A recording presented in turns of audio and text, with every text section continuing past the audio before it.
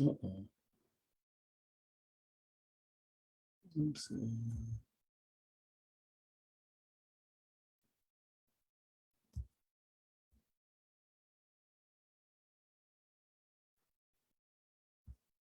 I shouldn't have did that quick.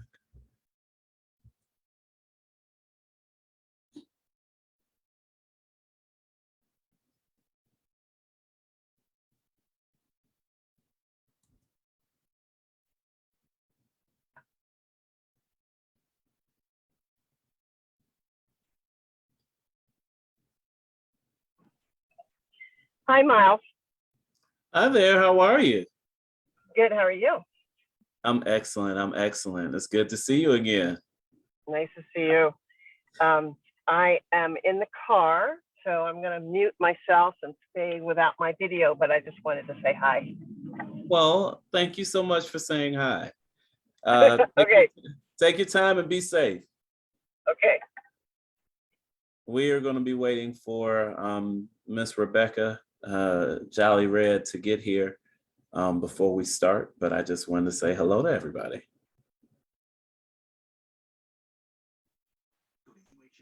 Hello. How are you, Miss Gilmore? I'm fine, thank you. How are you? I am blessed and highly favored. Can't complain at all. All right, I understand. Happy Valentine's Day. Happy Valentine's Day. I get to spend my Valentine's evening with you all lovely people. How about that? I get to share all the love. That's right. Couldn't ask for any more. Look, couldn't ask for anything better. Captain Webster, are you sharing only love with us today? Absolutely. Only love today. Multiple hugs to everybody. There we go. I love it. I love it. Now, Miles, one thing I will have to do is I will have to break off after I present. Captain Whitaker and I both have to break away early. And if that's okay, I just wanted to let you know that also, sir. Oh, no problem. No problem.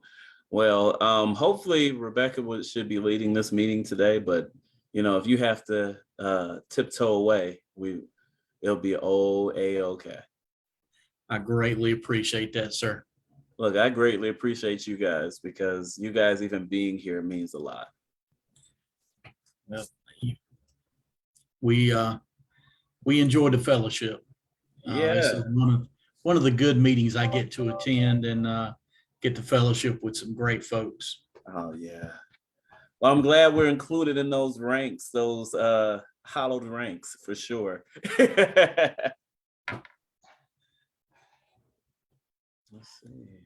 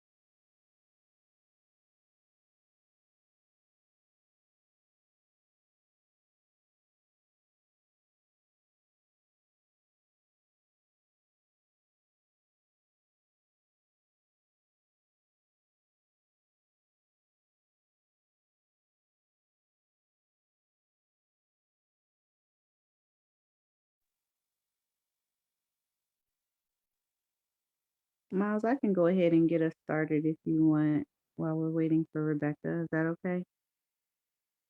That is perfectly fine. Go ahead. Okay.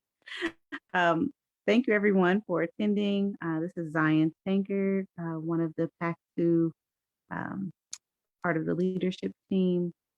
Today is Valentine's Day, so I just want to wish everyone a happy Valentine's Day. We have a few other of our team members who won't be present today. We have Kenny Church, who is our secretary, and Brian Galloway, who are attending to other things currently. But I do want to just go ahead and open you all up with a welcome. We have no special guests today, so we'll keep with our regular agenda. And I will turn it over to Captain Gaddy, who will give us updates on some of the things happening within District 2. Good evening to everyone and happy Valentine's Day. Can you hear me? Can you hear me fine? Yep, we can hear you We can just hear you. fine. Awesome. Okay, well, good. From my staff, I have Jennifer Hinchy up here. Thanks for being up here, Jen. Lieutenant's off today. And so since he was already off in the book, I figured I wouldn't make him come up here and hang out with us. So nonetheless, we'll go ahead and get started. There were no homicides reported in District 2 in January. There were 6 total for 2021. We had 19 robberies in January. In 2021, we had 151 total for the district, an average under 13. We just want to remind everyone, as always, please be aware of your surroundings. If something doesn't look right, don't go to your car. Get somewhere if you can. Call the police. Have us respond. In terms of aggravated assaults, we had 14 incidents in January with 22 victims. It's a recap. I'm just giving you a recap of 2021 to give you an idea what we look like. In 2021, we had 216 incidents with 287 victims. In terms of burglaries, there were 25 in January, 435 total in 2021 with an average of 36 per month. In larcenies, we had 141 larcenies in January. 56 of those were from the vehicle, which is approximately 40%. 80% of those were from unlocked vehicles. And so just a reminder, and we talk about this all the time, anything that you value, don't leave it out in the open, because people are walking through these parking lots, they're walking through your driveways, walking through your yards at night, looking into your vehicles, looking to break into something. And so just be mindful that you don't leave yourself, open yourself to victim. We've talked about this before, particularly my Toyota Prius owners. There has been an increase in catalytic converter thefts. I explained last month, there are several things you can do to safeguard your vehicles. Always park in a well-lit area, preferably in the view of a doorbell camera if possible, or some type of home camera system if you have it. Also, there's a vibrating from from the saw cutting off the pipe. And so it's enough to activate an alarm if you have one installed. So if you make sure you turn your car alarms on, and also you can actually have your VIN, your vehicle identification number, engraved into your catalytic converter by a mechanic. This will help those if we happen to recover it. We may be able to at least, we'll get yours back in the sense that we know we probably won't be able to go back on the car, but be able to find out who's done it and be able to connect it to an actual victim. Over the past few months, we've seen an increased number of vehicles stolen with the keys in it, left with it running, and that's probably because a lot of you are warming up your cars in the morning. Remember, never leave your vehicle unattended. Just can't say that enough. In terms of directed patrols, our District 2 officers have conducted a total of 3,987 directed patrols for the month of January. And so those are just kind of some of the highlights that we've done in District 2 as we continue to work and address the issues that you all may see or have brought to our attention. And so, Jen, do you have anything you want to add from your shop? The only thing that I will add is National Crime Victims' Rights Week is coming up in April. This year, the observance is the 24th through the 30th of April. As we plan events, I'll pass that information along to the PAC leadership team to push out into the community. And April is also Sexual Assault Awareness Month. Awesome. Thank you, Jen. And so that's pretty much what I have in terms of reports. As always, I'm always happy to see Captain Webster and also Captain Whitaker. You guys are great. And I appreciate you being here and appreciate the work that you all doing with us. And so I will stand for questions at this time. Captain Gaddy, just wanted to ask you personally, what do you think is some way that the PACs can actually support in potentially lowering some of the particular standout crimes that you just mentioned? Like, of course, you said about like locking your doors on your cars. Anything else stand out that you can say that we can help support you all? Well, and I think, obviously doing what we're doing, I will say this, that I know a number of the different the neighborhoods represented here quite often have listservs or have even meetings and all that kind of stuff. And so, please include us. We have a Officer Super, she's our community resource officer. And so I think by including us, by passing this information along with your own individual listservs of things that's going on, but also inviting us to participate with you, those are the kind of things that will help us, help you help us. And so, and just being, like I said, what you are right now, it's active. That's that and word of mouth and just communicating, passing all this information. That's our biggest, you all are our biggest ally to help combat some of this stuff. Okay. Thank you.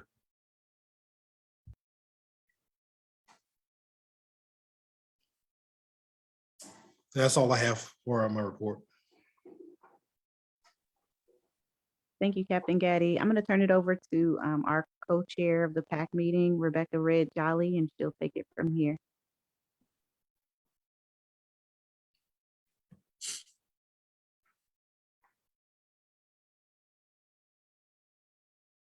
Oh, actually, she's just now coming in again. I don't know what happened.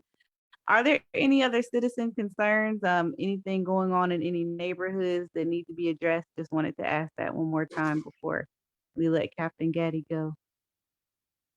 Angel Romero, I see your hand. Yes, hello, good evening, everyone. My name is Angel or Angel Romero. I live in the Colonial Village neighborhood. We're the neighborhood that's north of I-85 on the east side of Roxborough Street, bordered by Club Boulevard as well. And, crime thankfully has not been a big issue in the last few months. However, the biggest problem is traffic related, and it's the crossing from our neighborhood to Northgate Park at the intersections with Roxborough Street. So the main problem is that the vehicles on Roxborough Street drive way too fast and they run the red light all the time. I mean, this is not once or twice. If you sit there, I encourage any police officer to sit there for 10 minutes, during most times of the day. And the traffic on Roxborough Street is running the red light constantly. Sometimes it's 3, 4, 5 vehicles in a row. And the problem is not just,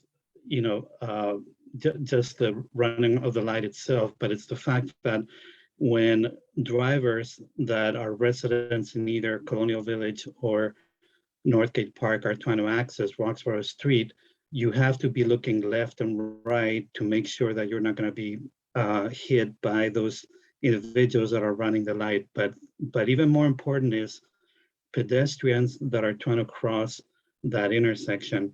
There's a lot of pedestrians that cross that because that's the main and supposedly safest connection to Northgate Park. Northgate Park has, the park itself, it has trails, tennis courts, a lot of amenities.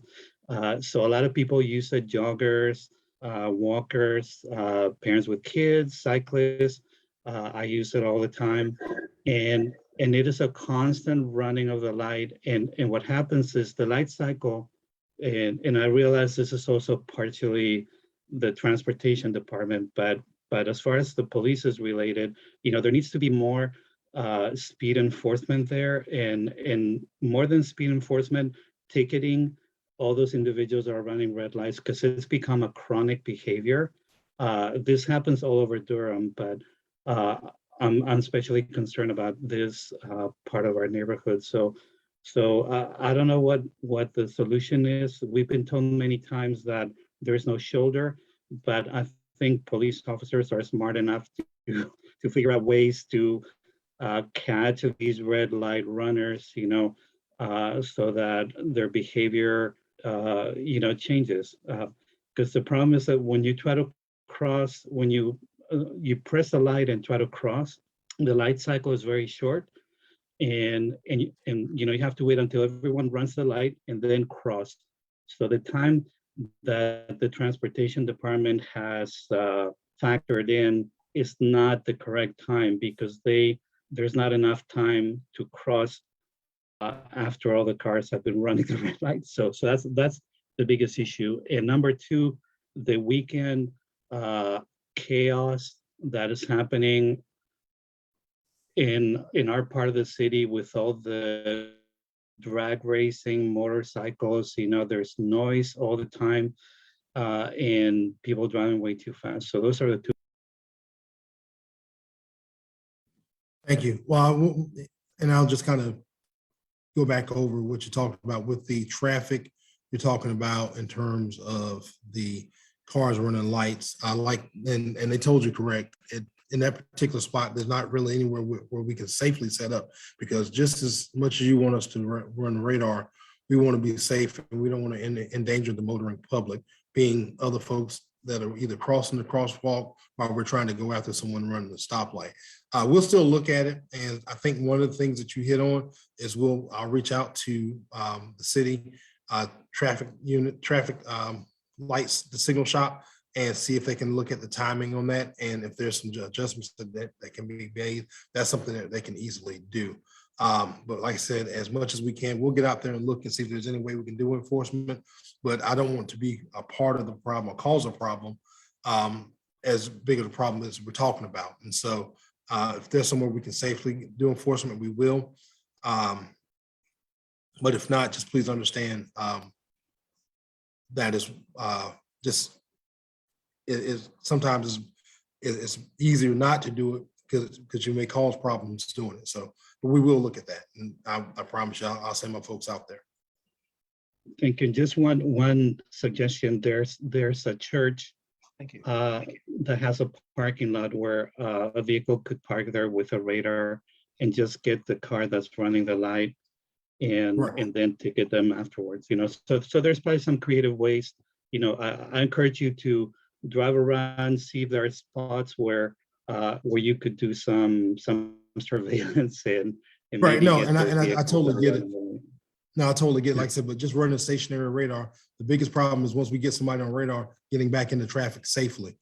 Because remember, we're coming from a dead stop out of a parking lot. We got to look both ways, just like everyone else. So I don't want to endanger the motoring public if us getting out there means we're going to hurt someone.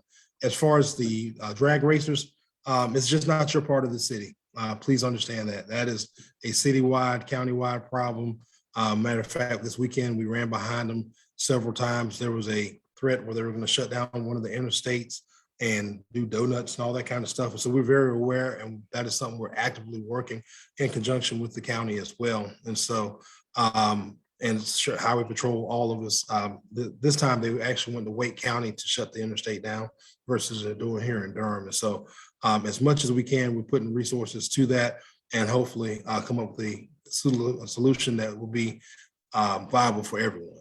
And so just bear with us on that. And I know we've had this conversation time and time before, and we're still working on it. It's just a lot of things that we've got to put in play to be able to effectively stop these young men. These people are part of this club. Thank you. Thank you, Angel. We have a question from Doug and Susan Weaver for you, Captain Gaddy. I'll turn it over to them. The gang task force report characterized gang violence in Durham as domestic terrorism. Does the sheriff's office or the police department have a response to that report? Are there certain recommendations in it that you would support? I personally have not seen the report. I saw the news release on it, and hopefully in the next week or two, I'll be able to get a copy of it and look at it. You know, but just for me, it's what I call the common sense approach. Just be aware of your surroundings and recognize when something doesn't look right. And I think just being overall safe. And so I don't know if Captain Webster's had a chance to see it or not, but I will defer to him as well. I have not had an opportunity to read that report, and we will definitely evaluate that report. And as a sheriff office as a whole, we do recognize that there is a gang problem within Durham and Durham County, and that we are, you know, putting resources into that. Our intelligence unit is gathering information daily, working hand in hand with Durham Police Department's gang unit. So there are resources being allocated and put towards that, those issues at hand. Would either one of you agree with the characterization that it is domestic terrorism?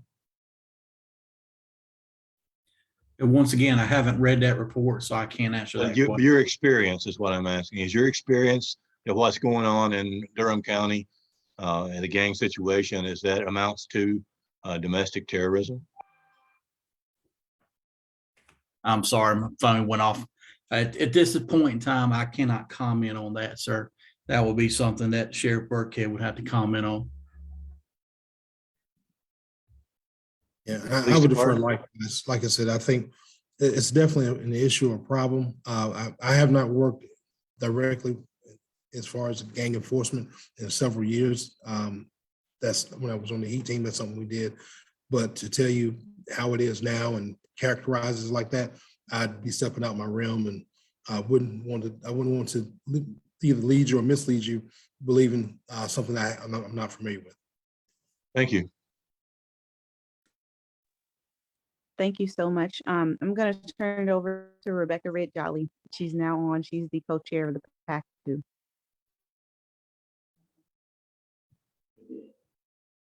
Rebecca, we can't hear you.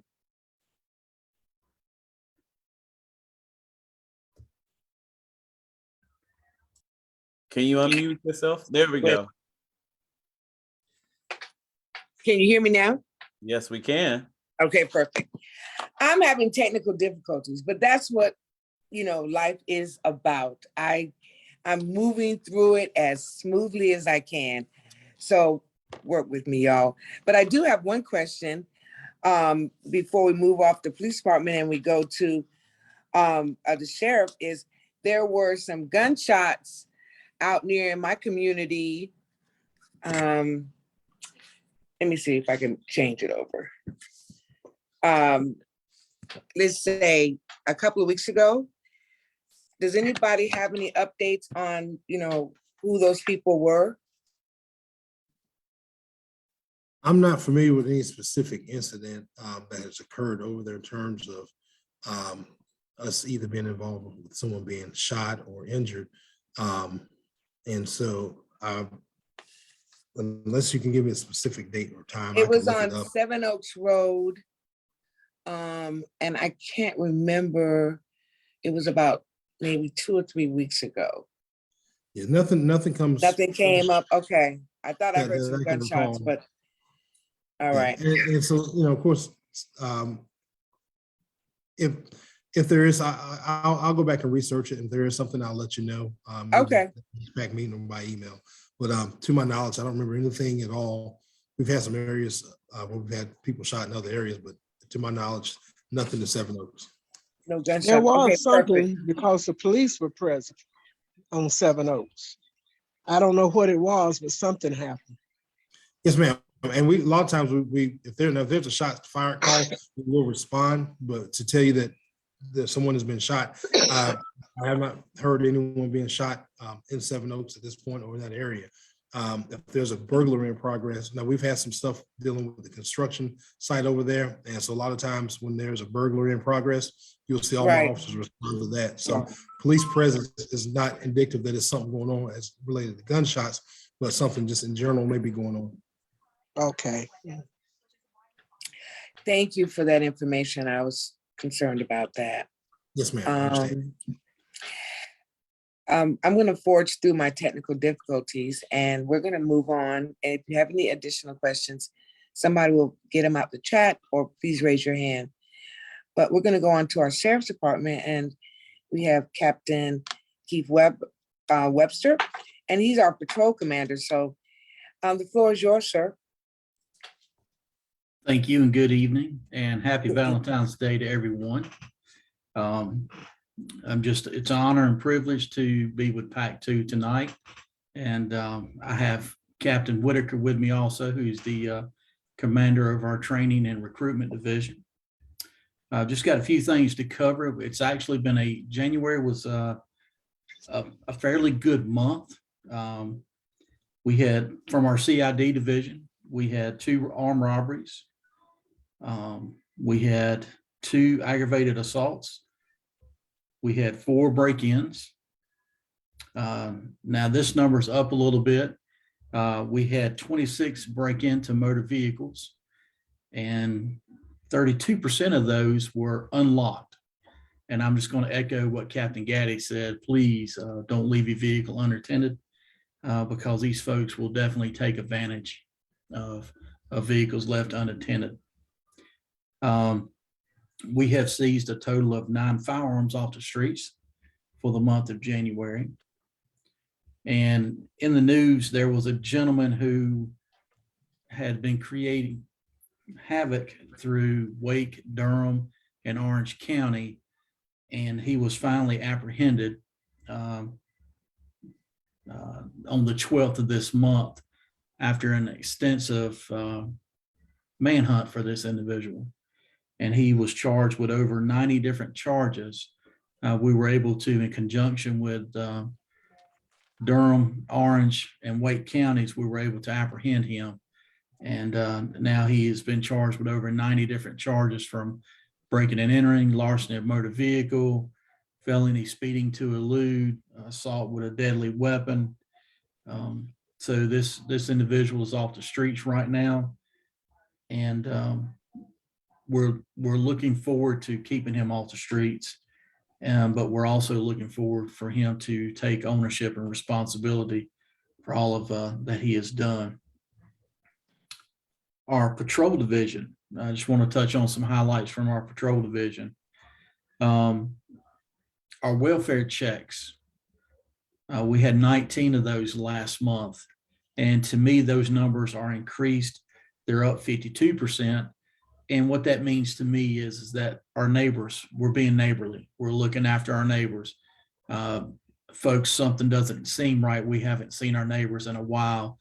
So we're calling, checking on folks. And I'm ecstatic that we're getting back into that mindset to let's be neighborly. Let's check on our neighbors. Stranded motorists. We had 35 stranded motorists out on our highways, byways, and our secondary roads that people are calling for help and assistance. And we were able to go out and assist 35 folks who were stranded on the roadside. Here's something else that I'm proud of. See something, say something.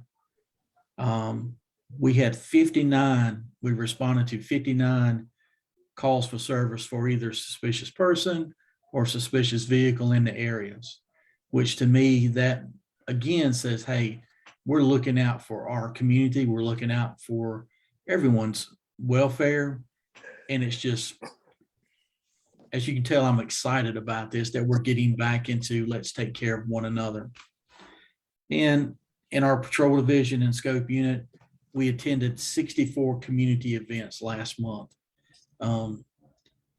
Even during this COVID pandemic, we're still as a sheriff's office getting out into the community, fellowshipping with our folks 64 times last month.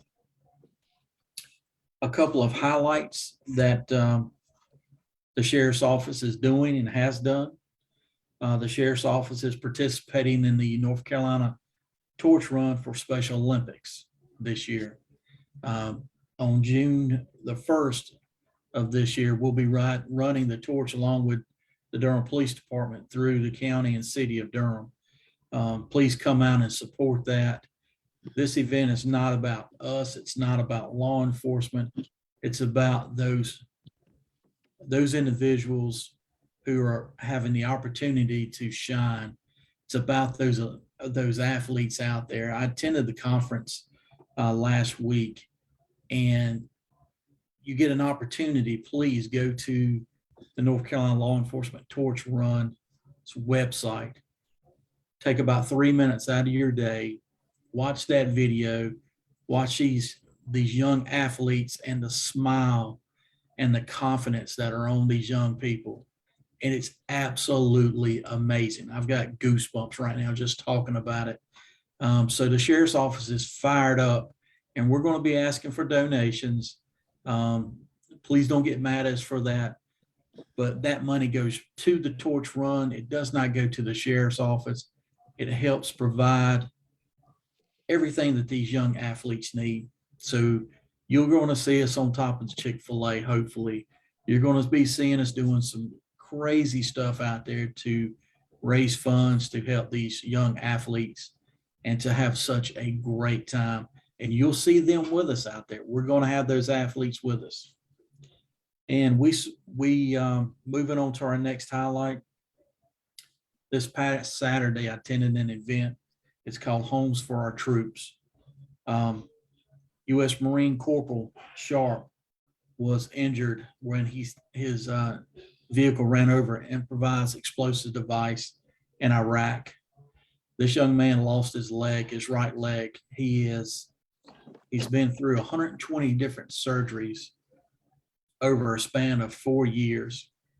This nonprofit organization is called Home for Troops. They're going to build this young man a home which has all the capabilities for him because he is confined to a wheelchair or to a assistant walker. They're building this for free. This is a 501c3 who is 90% of every dollar. They were telling us Saturday, 90 cents of every dollar goes towards purchasing land and building homes for these injured warriors of ours. If you get an opportunity, we posted some videos and posted some pictures on the Sheriff's Office Facebook page. Please go and take a look at that. Those are just two of the highlights that I have for today or this evening. I'm available for any questions if anyone has anything.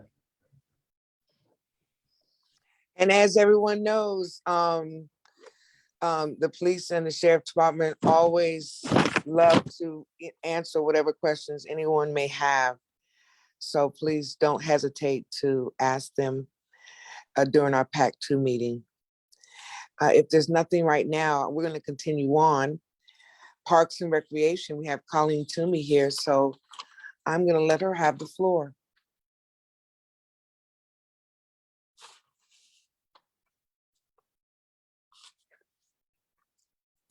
Colleen? Hi, good evening out, everybody. Happy February. I've already loaded some events in the chat here, and I'll just hit send on that. We have our Senior Olympics coming up, our summer camp for kids registration.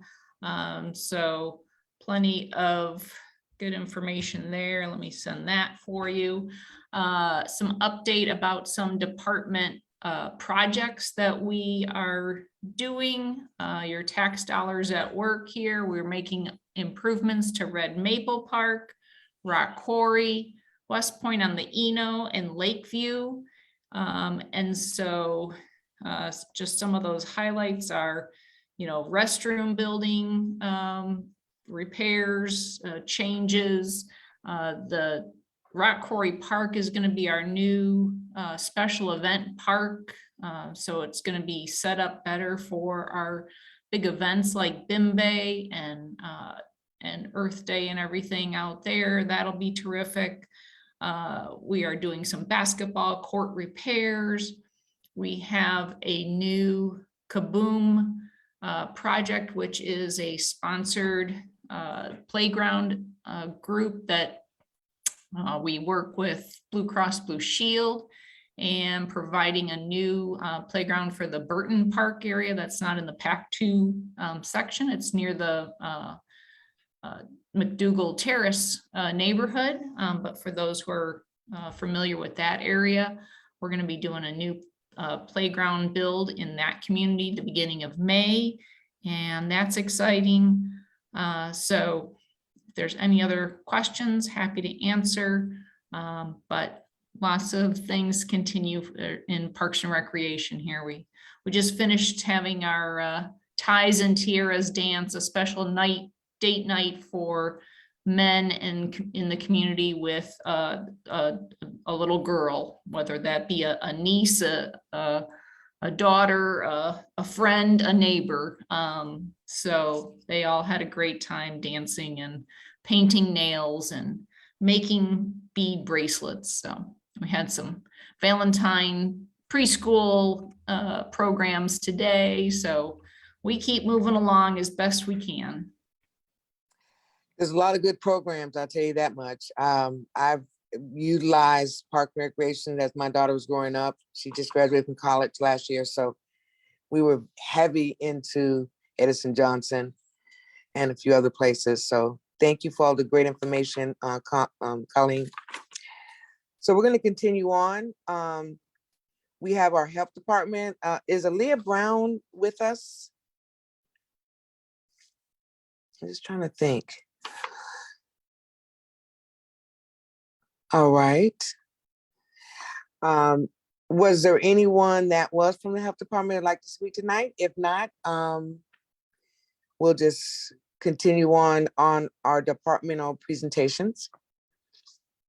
I just want to remind everybody I'm having a little technical difficulties, but you know, we're going to forge ahead because that's what we do in Durham. And I'm just so dedicated to PAC2 and what, you know, everyone's trying to do out here to make our community better, not just here, but really the whole city. So we have NIS. I know Mr. Spain is here. Miles, I'm going to give the floor to you, sir. All right. Hello, everybody. I don't have too much to update, but I do have some significant things to talk about. The first one that I really want to spend some time on today is talking about our community stories. That is a project that we've been doing for a while now, where we talk about a community or neighborhood in Durham that has a rich history, and we have conversations about it, and they tell us stories about the history behind those neighborhoods. And coming up on January 25th at 12 p.m. to 1 p.m., so at the noon hour, we'll be talking about the West End neighborhood. So we really want people to come out to that one. And every month, we're always looking for more communities to speak about just their own history. So if you would love to participate or just see it, please shoot me. You can shoot me an email and we'll get you set up and lined up for all of that. Also, our neighborhood matching grants for this this season has closed. We had a total of 19 different applications for the neighborhood matching grants, which are grants that you get from us up to $2,500, where we match it with sweat equity. So we give that much money, and it's matched with the time of the participants to go towards any neighborhood focused event that you would like to make. We had 6 applications from our community in North Durham. So please, please, please. This was a phenomenal turnout. We're going to be reviewing those and getting back to everybody who applied, but we would also love to prepare people for the next time that we open. So if you have any ideas, you and a couple people in your neighborhood would like to do something good, please reach out to me and I'll be able to pass you that information also. And finally, just another additional positive news. NIS has been partnering with North Carolina Central University to put on a Communities Partners course, which will be running the 2nd and the 4th Monday I know those are the times that we are right now with one of our meetings, but the second and fourth Monday, 6 p.m. to 9 p.m. from February all the way to July. The Community Partners course will cover any information that it will take for you to be able to apply successfully to any of our grant proposals, and just have better understanding on how to interact and advocate for yourself in local government. But besides that, that's me wrapping up so I don't take all of your time. But we are excited to continue to work with everybody. So if you need something, if you want something, if you have an idea to build up your neighborhood, please feel free to reach out to us at NIS. And my name again is Miles Spann. Angel Romero, do you have a question? Yes, about 2 weeks ago, one neighbor in, I think he was in Northgate Park, reported that the area right next to the Beaver Marsh, this is protected nature, I-85, the Compare Food Shopping Center and East Club Boulevard. There was a lot of garbage that has spilled over. Most of it was on the shopping center side, but some of that garbage was spilling over into the marsh. And there were lots of neighbors asking, who do we call? What do we do? They were trying to contact the owner of the property. They were trying to contact the East Ellerby Creek Watershed Creek Association. And so they were trying to contact a lot of people to see what could be done. They also contacted Big Lots, because this was behind Big Lots, to see who was responsible for that mess and cleaning it up. And then also, who was responsible for the garbage that has spilled into the creek. That's into the marsh. It's a protected area. There's wild birds, there's a beaver, and it shouldn't be full of garbage. So anyway, what would you recommend? Who's responsible? Because I know there's a lot of private property issues, but I think even private owners are responsible for keeping their property without the litter and garbage. Yes, I do agree. And the first thing I would say is we have a whole division in NIS called what is our code enforcement officers. And with any complaint like this, we would turn around and we would recommend it to the code enforcement officer for the area, and they'll go out and check it. And if they find out that there is a violation or whatever the issue is, we would reach out and ask for it to be dealt with by the property owner. Also for trash, we have a few things. We also can do neighborhood pickups, so neighborhood cleanups, especially for large trash, large things that need to be taken care of. And we also have Durham One Call. Durham One Call is the easiest way to start the process, that anybody who sees an issue, they can use their phone, and it is a simple app. Let's see if I have the app. It is a simple app that looks like, okay. It is a simple app that is, let's see if we can get people to see this. There's a simple app, and I can actually show you what it looks like. It is, wait for it. No, can't see it, close enough. Well, it's a simple app called Durham One Call, and you can also make a phone call to it and send and put a report in. So we have a paper trail for whatever issues, and they actually direct your issues, your complaints directly to the people responsible for it. We want people to start using Durham One Call, because once you use Durham One Call, there's a record. When you give it to me, unless you send an email, and even then the email, and knowing how people are, some people don't answer their emails and things like that, and that makes it problematic. So first thing I would say is definitely take note of it.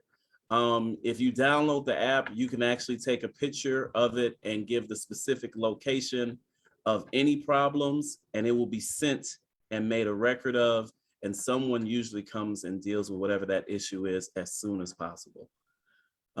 So what I will do is put the phone number. The phone number is 919 560-1200. I'll say it again, 919-560-1200. So you can call one call and talk to someone to make sure it gets taken care of. And I will put it in, the chat. Thanks, Miles. You always have everyone. PAC 2 is just so blessed to have all this great information, continually giving it out to the citizens. I just want to say that I see that Mayor O'Neill, if you've come in to PAC 2, I want to open the forum to you. If there's anything you would like to share with the citizens of North Durham, we would love it. And so I'm going to give you the floor. Well, good evening, good evening, good evening. I just wanted to drop in. I hadn't seen you all since the big day that my life changed dramatically, and the life of the citizens of Durham spoke loudly in mourning a different kind of change. So I just wanted to drop in and say, hey, I'm working really, really hard, putting in long hours, long days, enjoying myself. I hope to have a state of the city soon. We're gonna try to tie it in, I think, around the time that the president does his, is our latest iteration. But it's been really busy. I've been learning a lot, and my days are still long, but it's going. We're doing a lot in the city, and I guess my biggest takeaway is how well run the city is run. It really is. We have a lot of great employees, and they've been giving me deep dives into different departments every week. I've been to the mayor's conference in DC for about a week. I've had orientation with the state as well. So it's been a learning curve, a steep learning curve. We've had lots of things that are newsworthy. You know, I'm dealing a lot in the gang arena. You all may not know, but we're in somewhat of a ceasefire. Not all violence is gang related in Durham. There are differences, but right now we are in the middle of a truce, and we're hoping that truce will hold with a lot of our gang members in Durham that we've been meeting close with, basically on a weekly basis. Just about, I'm having contact with at least 10 to 20 of those guys. So it's a work in progress, but I do ask that you remember that they are human. They're not UFOs that just landed. They all have the same desires that we do. Their tools of the trade have to be replaced though. And we've got to make room for that to happen. And that does take time. The biggest challenge so far has been trying to stabilize housing. Everywhere I've gone, it's a no, that we are not able to help them secure housing. A lot of them are working. Actually, a few of them are working, have been working legitimately for a period of time, but the housing has not been affordable, along with their what they call the F, the felon status. Some of them have felons that date back to the 1990s, early 80s, and those are still being used to screen them out of viable housing, even when they have jobs that can pay, and legitimate jobs. So I just want to know that everything that you read does not paint the full picture. There are stories and lives behind each and every one of those, and it behooves us to know that we can't police our way out, nor can we arrest our way out, nor can we incarcerate our way out of what is going on out in those streets. So I'm out here working hard, and that part will not be televised. It will not be televised. So a lot of that work goes on behind scenes because they don't have a trust for our government or government officials in a lot of instances. But you'd be surprised at how many appreciate the men in the blue and the men in the gray. Our sheriff's department and our police department, they work closely with a lot of those guys and ladies. So things are happening, but it will take a moment for us to get out of the situation that we now find ourselves in. So suffice it to say, I'm glad to be here. Just wanted to drop in to say, hey, everybody, happy Valentine's Day. Happy Valentine's Day to you, Mayor. And I just feel like we're in capable hands because the city spoke loud and clear.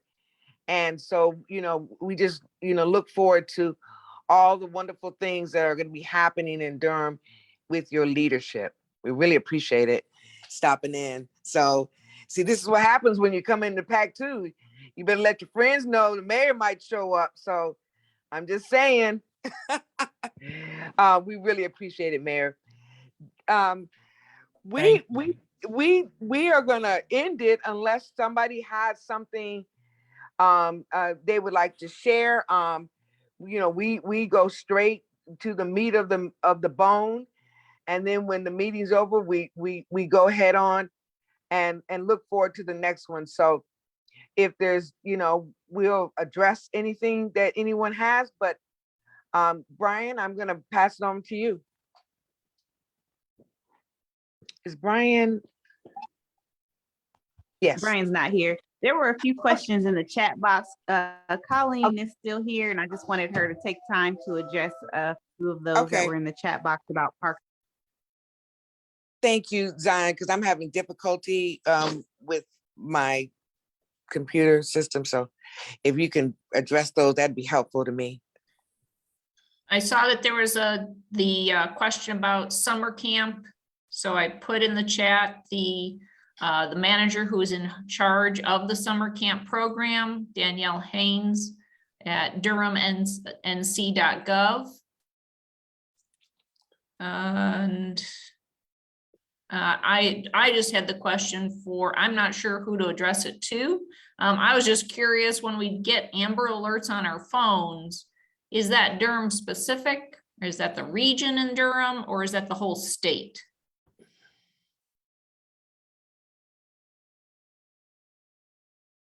Is there anyone on that can speak to Amber Alerts? Oh, thank you, Captain Getty. Yeah, I was trying to find my buttons. Typically, when you get those, they're coming through your cell carrier, and it is a lot of times statewide Amber Alert. Sometimes it's region specific or particular that area, but most of the ones I've seen have been statewide. And even as you look on the TV, you'll see them on TV 11 or RL and all that. And so they typically coincide because there's one location that we're calling into. Great, thank you. All right.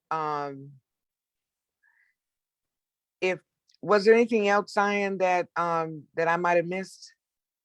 No, I think that both things have been addressed. But if there's any other citizen concerns, I see Jennifer Hinchey's. Yes, please, Jennifer. I just had a quick question. I was at another PAC meeting over the weekend, and they're starting to have discussion about whether or not to be in person, and they're considering moving to a hybrid model. Has there been any discussion about that here with PAC 2? Yes, we want to go to hybrid.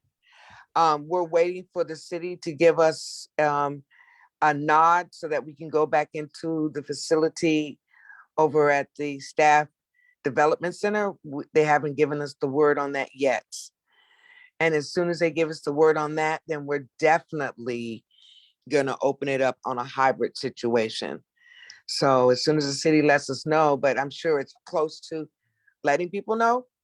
It's sort of feeling that way, but we're gonna make sure everyone in PAC 2 knows. Mayor, is something that you want to share with the group? Yeah, I can give you a brief update on that. We meet weekly, just met last week with Rod Jenkins, the department, the public health department, who's in daily contact with the CDC, or contact with the CDC and the federal, national folk and state folk. And he meets with Brenda and I weekly. So they're thinking that we are like at the peak. We've had the peak of the variant. And we're hoping that over the next 2 weeks, our numbers have been going down, that they will continue to go down.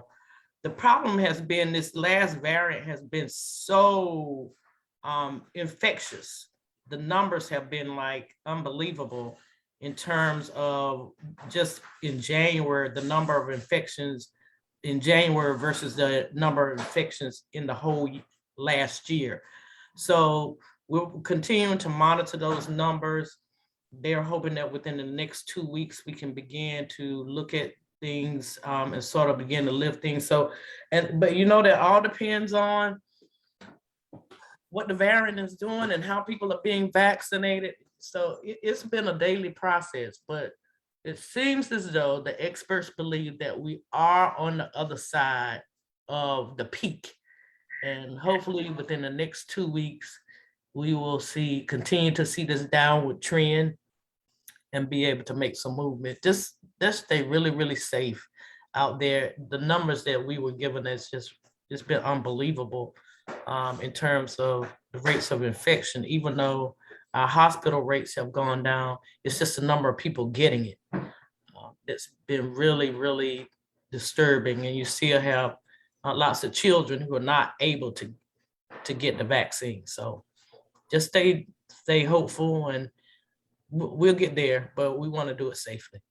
Absolutely. Thank you for that, because I feel the same way. If we just kind of stay vigilant until we can get where we need to be. Thank you, Mayor, for clarifying that for us, and Jennifer for bringing that question to us, because everyone is waiting to get back into a situation where we can meet together on something. Anything else before we wrap it up? There's one thing, Rebecca. Kenny Church is one of our PAC team members, and she's also a licensed counselor, and she provided some therapeutic resources, and I've entered those into the chat for those of you who would be interested. That's wonderful.